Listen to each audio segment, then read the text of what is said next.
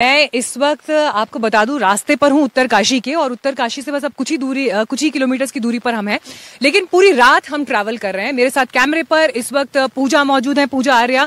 और आपको ये बता दूं कि कितना डिफिकल्ट हमारे लिए यहाँ पर पहुंचना रहा, क्योंकि रास्ते में जिस समय हम जा रहे थे तो उत्तरकाशी जाने के लिए जो मुख्य रास्ता है नरेंद्र नगर होते हुए, बहुत से दर्शकों ने एनडीटीवी पर हमारी वो रिपोर्ट भी देखी होगी, जहां पर आगे जा पाना संभव ही नहीं था, जबकि वो वही रास्ता है जहां से सभी तरह की सप्लाईज फोर्स को उसी रास्ते से गुजरना था। उसके बाद हम डी रूट होकर देहरादून से ऊपर मसूरी, वहां से आगे धनौल्टी से होते हुए अब हम आकर पहुंचे हैं चिन्यौली सौड़ के काफी करीब। चिन्यौली सौड़ में आपको बता दूं उत्तरकाशी की तरफ जाने के लिए यहाँ पर हेलीपैड भी पड़ता है।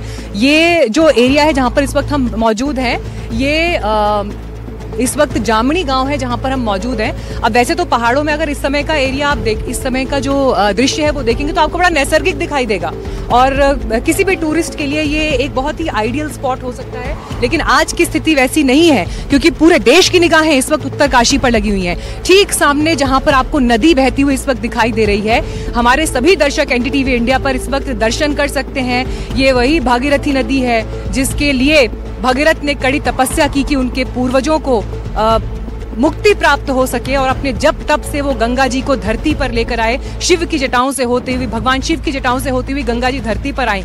लेकिन आज ये भागीरथी नदी भी उस आपदा की साक्षी है जिसको पूरे देश ने उस वायरल वीडियो के जरिए देखा कि वहां पर क्या हालत हुई, वहां पर क्या परिस्थितियां पैदा हुई, और मात्र 30 सेकंड के अंदर कैसे जिंदगी तबाह हो गई। लोगों को संभलने का मौका नहीं मिला, लोगों को यह अवसर नहीं मिला कि वहां से अपनी जिंदगी बचा पाए, यह अवसर नहीं मिला कि अपने रिलेटिव्स को कोई बचा पाए। और मुखपा गांव से जो वीडियो बनाया गया, उस वीडियो से लोगों ने उस पूरी तबाही का मंजर देखा। यहां से भी अगर आप सामने देखेंगे तो गांव घर बसे हुए हैं। हालांकि इस वक्त लोगों की आवाजाही क्योंकि सवेरे का समय है तो वैसी नहीं है जैसी हुआ करती थी, और बीती रात से ही लगातार इस इलाके में जबरदस्त बारिश हो रही है। ऑरेंज अलर्ट पिछले 3 दिन से उत्तराखंड में जारी किया गया था, लेकिन अब इस आपदा को देखते हुए स्कूल्स बंद कर दिए गए हैं, कॉलेज आंगनबाड़ी केंद्र सभी को बंद कर दिया गया है। लैंडस्लाइड्स की अलग अलग तस्वीरें हमने अपने दर्शकों को भेजी भी हैं। देखिए इस वक्त यहाँ से प्रशासन की एक गाड़ी गुजर भी रही है, और ये गाड़ियों की आवाजाही लगातार इसीलिए जारी है, ये उत्तराखंड गवर्नमेंट की कार यहाँ से, इसमें डेफिनेटली कोई बड़े ऑफिसर अभी गुजरे हैं गाड़ी से, और जिस तेजी में गाड़ी निकली, क्योंकि उनकी भी कोशिश ये है कि घटनास्थल पर पहुंचे। हम भी उसी रास्ते पर हैं ताकि अपने दर्शकों को हर तस्वीर सबसे पहले दिखा सके, हर अपडेट सबसे पहले दे सके। लेकिन एक जानकारी मैं आपको यहाँ पर और देना चाहूंगी। देखिए इस समय जो रेस्क्यू ऑपरेशंस चल रहे हैं उसमें सबसे बड़ी मुश्किल बात यह है कि अगर किसी को एयरलिफ्ट करना है तो वो संभव नहीं हो पाएगा, क्योंकि मौसम भी अगर आप देखें चारों तरफ आपको बादल दिखाई देंगे।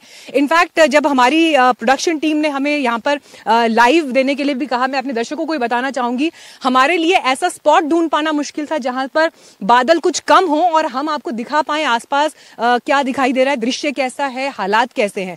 तो ये इस वक्त ओवरऑल स्थिति है यहाँ पर।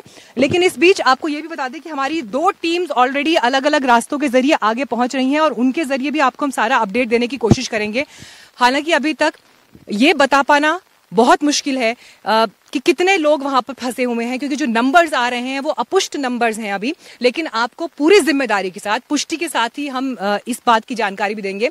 लेकिन जो हमारी दूसरी टीम्स मौजूद हैं, रवीश हमारे सहयोगी, उन्होंने क्या देखा ग्राउंड पर, उनकी आंखों देखी इस रिपोर्ट में देखिए। जी देखिए, मैं उत्तरकाशी में इस वक्त मौजूद हूं, और इस तरीके की एसडीआरएफ की जो टीम है वो 100 टीमें जो हैं वो जानी थी धरौली गांव में। लेकिन आप देखिए कि पूरी तरीके से ये जो हाईवे है, अभी भी आप देखिए कि लैंडस्लाइड लगातार हो रहा है, तो इस हाईवे को अभी जो ऋषिकेश उत्तरकाशी हाईवे है वो बंद हो चुका है। उसके वजह से काफ़ी सारी दिक्कतें आ रही हैं। पूरी तरीके से ये जो हाईवे है ये बंद हो गया है, और सिर्फ इसी जगह पर नहीं, जो ऋषिकेश उत्तरकाशी हाईवे है वो कई सारी जगहों पर बंद हुआ है। अभी तक जो खबर लगी है उसमें 4 लोगों की मौत की पुष्टि की गई है, और 50 से ज़्यादा जो लोग हैं वो लापता बताए जा रहे हैं। लेकिन हताहतों की जो संख्या है वो लगातार बढ़ सकती है, क्योंकि परसों रात से ही जो बारिश है वो थमने का नाम नहीं ले रही है। अभी भी आप देखिए कि पूरी रात बारिश हुई है, और उसके वजह से ये कहा जा रहा है कि जो बादल फटा है हर्षिल में, उसके वजह से जो मलबा है वो भागीरथी नदी में गिरा है,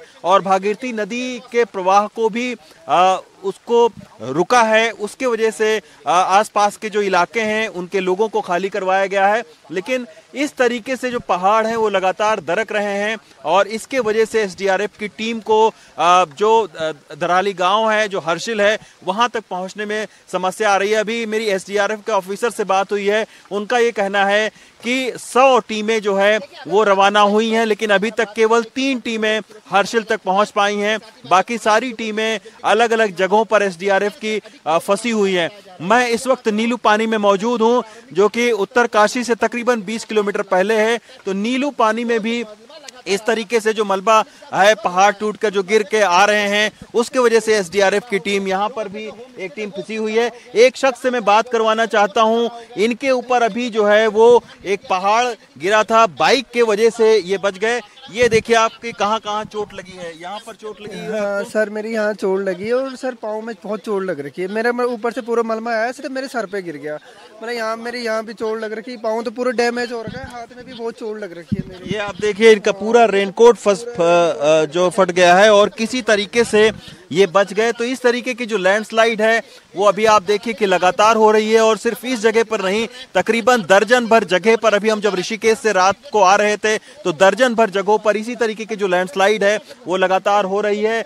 मौसम जो है वो काफी अभी बारिश तेज हो रही है और लगातार रात से जो बारिश हुई है, सड़कों पर भी तमाम पानी भरा हुआ है और इस तरीके के बारिश के मौसम में जो लैंडस्लाइड की संभावना है वो बहुत ज्यादा बढ़ जाती है। अभी जो 3 सीनियर आईएएस ऑफिसर हैं उत्तराखंड के, उनकी एक टीम गठित की गई है और उनकी देखरेख में ये पूरा जो रेस्क्यू ऑपरेशन है वो चल रहा है।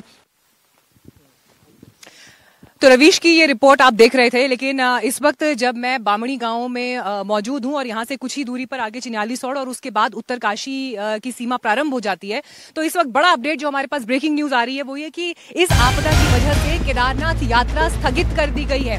हालांकि बरसात का ये वक्त और इस समय यूं भी चारधाम यात्रा जो है वो बहुत स्लो हो जाती है। कई बार ऐसा होता है कि 2 से 3 दिन का गैप भी आ जाता है, लेकिन इस बीच अब केदारनाथ यात्रा को लेकर अपडेट जो आ रहा है, बड़ा अपडेट, केदारनाथ यात्रा स्थगित कर दी गई है।